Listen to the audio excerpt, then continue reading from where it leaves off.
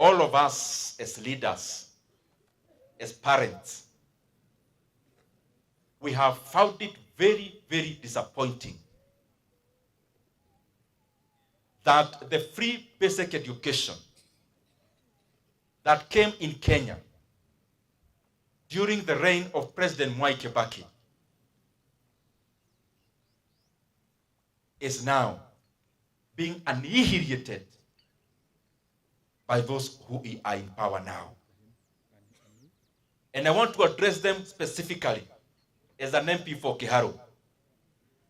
Education is the equalizer for all the households in Kenya. It is education ambayo Mungu ametumia that wengi wetu hata mimi nikiwa mbele yenu tumefika kwenye tuko.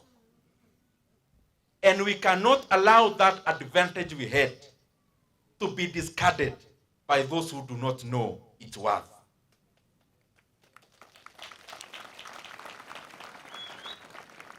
Free basic education is a right for every school-going child in Kenya. It is not a privilege from any benefactor. It is a right.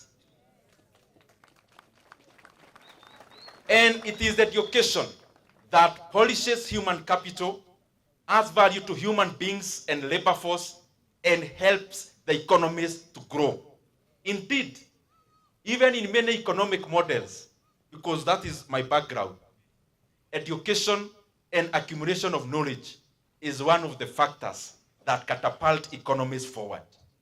And therefore, for no avoidance of doubt, we are not going to allow anyone to play around with free basic education.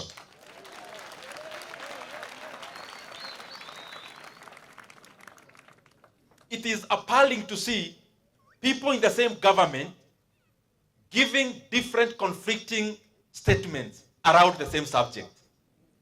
Even if you wanted to lie to Kenyans, you would have called for a meeting to harmonize the lie, so that when you come out, give Kenyans the proper picture. We hear the minister for this talking about this, the minister for the other differently, the other minister for the other differently. You need to give Kenyans hope and a cohesive messaging. And what we are asking is this: 22,000 as capitation is not a figure that came from the air and fell in schools.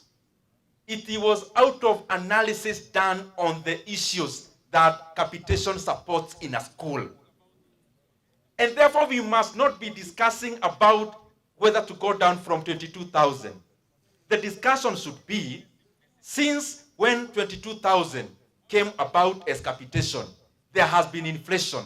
We should be talking about increasing capitation from 22,000 upwards. Capitation for primary schools is the same figure that President Mwai Kibaki was giving decades ago. Yet there has been inflation. There has been changes in pricing. The discussion in the country should not be about whether to do away with it. It should be about how much money are we adding to capitation in primary schools, in JS and senior secondary schools. And I want to request those who are in power now, when you are in government, you do not promise, you do. When you have authority from Kenyans, your work is to do. Your work is to say, we are going to do. Because I saw now, after realizing the Kenyan parents are very angry, now the government is trying to come and absolve themselves. And they're saying they support free basic education. Then what you are telling you is this: don't tell us, just set the money. And at it, ile pesa ambayo, most of these principles, let me tell you parents, they run these schools like insurance companies. Ile unachukua policy ya huyu, unalipa yule.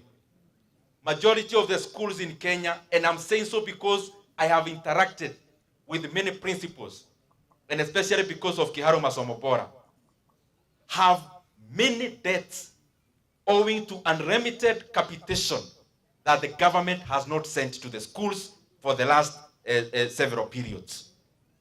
Tunawauliza kwa heshima, shule zimeweka budget yao wakitumia 22,000. Tafadhali, even the arrears that are there, pay the schools so that the schools can pay the suppliers. Principals wetu waache kujificha wakitoka shule.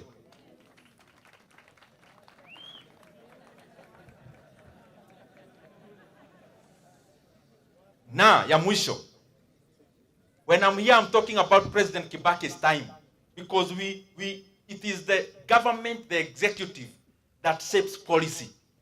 You know, now I have seen now the usual circus of blame games. Oh, it's this, it's that, it's the other. When we talk about free basic education, we talk about the government then. So the government cannot shift blame to any other institution. It is the government that shapes policy. It is the government that does allocations. Practically speaking, I have been there, I know. When the budgets are made, Parliament is only a conveyor belt. The buck stops with the executive. Please, reorganize your budget. Remove money from those areas. Many. Remove areas from those many areas, including headless renovations, including confidential funds.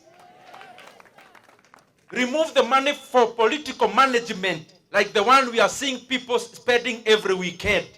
Direct that money to capitation of support of our education. And please don't shift blame. Just do what is right because you know what is right. Just put money there. Kenyans are not interested in blame games, in shenanigans.